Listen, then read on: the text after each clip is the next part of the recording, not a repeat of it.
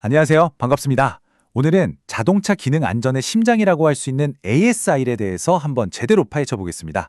이름만 들으면 좀 딱딱하게 느껴질 수 있는데요. 사실은 우리 차가 어떻게 스스로를 안전하게 지키는지에 대한 아주 흥미로운 이야기거든요. 저랑 같이 쉽고 재미있게 알아보시죠. 자, 이걸로 한번 시작해볼까요? 생각해보세요. 요즘 자동차는 정말 수많은 전자장치로 가득 차 있잖아요.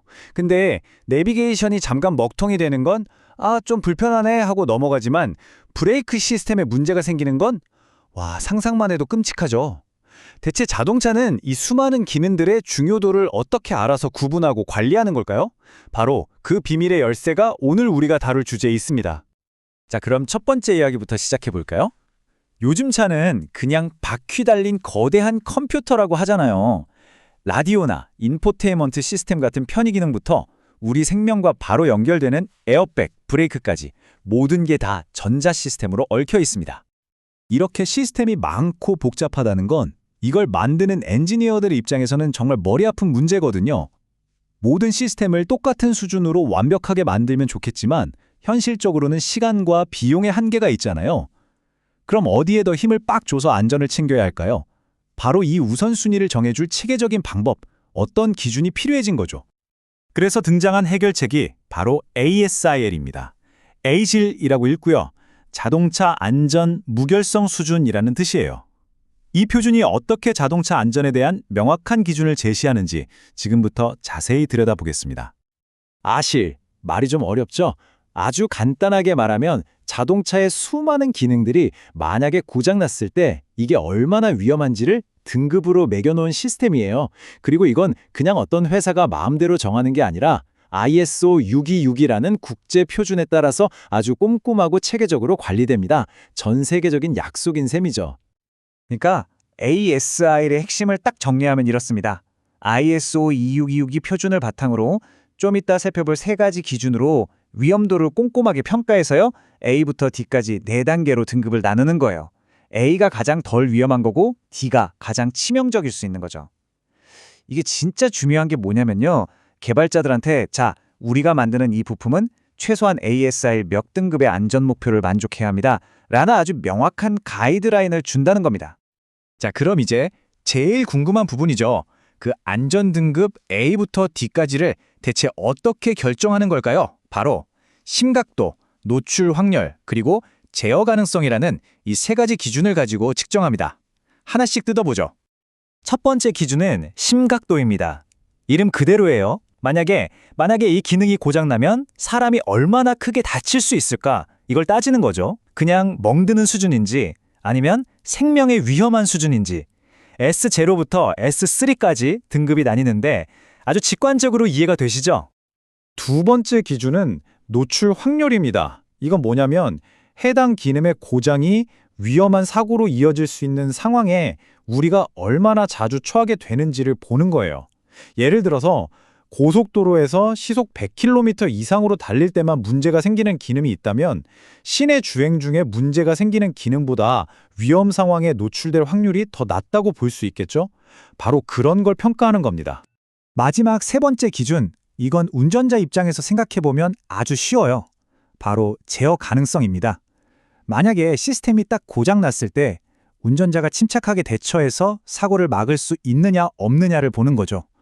운전자가 하고 바로 상황을 통제할 수 있으면 C0. 이건 운전자가 어떻게 해볼 도리가 없다, 속수무책이다 싶으면 C3 등급을 받게 됩니다.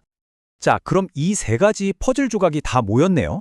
얼마나 심각한지 심각도, 얼마나 자주 그런 상황이 오는지 노출 확률, 그리고 운전자가 막을 수 있는지 제어 가능성. 이 세 가지를 어떻게 딱 조합해서 최종 ASIL 등급을 만들어낼까요? 네, 바로 이 ASIL 결정 매트릭스라는 걸 씁니다. 보자마자 머리 아프시다고요? 괜찮아요. 사실 이건 그냥 정해진 조합표 같은 거예요. 우리가 방금 살펴본 심각도, 노출 확률, 제어 가능성 등급을 이 표에다가 딱 넣어서 해당하는 최종 ASL 등급을 찾아내는 거죠. 지금 보시는 건 전체 표의 일부고요. 가장 확실한 예시, 에어백으로 한번 직접 해볼까요? 자, 에어백이 사고 시에 안 터진다? 그 결과는 치명적일 수 있죠.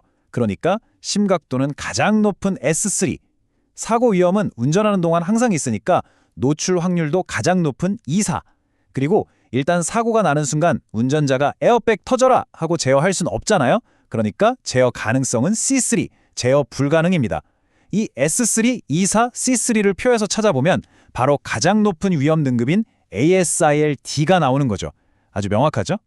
이 개념을 더 확실하게 잡기 위해서 후미등하고 비교해 볼까요? 밤에 후미등이 하나 고장나면 위험하긴 하지만 에어백이 안 터지는 것만큼 치명적이진 않죠. 그래서 후미등 같은 부품은 일반적으로 가장 낮은 위험 등급인 ASIL-A를 갖습니다. 이처럼 자동차의 모든 부품은 각자의 역할과 위험도에 딱 맞는 안전 등급을 부여받고 그 등급에 맞춰서 아주 엄격하게 개발되는 겁니다.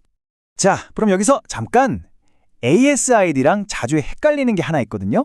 바로 ASPIC라는 건데 이 둘의 차이를 알면 ASIL이 뭔지 더 확실하게 감이 오실 겁니다. 핵심적인 차이는 딱 이거예요. ASIL은 에어백, 브레이크 같은 제품 그 자체의 안전도를 평가하는 기준이고요. 반면에 ASPIC는 그 제품을 만드는 개발 과정, 즉 프로세스가 얼마나 체계적이고 품질이 좋은지를 평가하는 기준입니다. 아주 간단히 말해서 AISIL은 무엇을 만들었는지 그 결과물의 안전에 대한 거고 ASPIC는 어떻게 만들었는지 그 과정의 품질에 대한 거죠.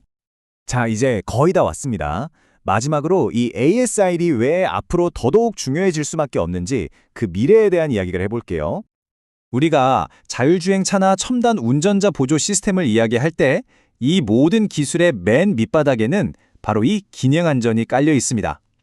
운전대에 손을 떼고 차에게 제어를 맡기려면 우리는 그 시스템이 어떤 돌발 상황에서도 안전하게 작동할 거라는 절대적인 믿음이 있어야 하잖아요.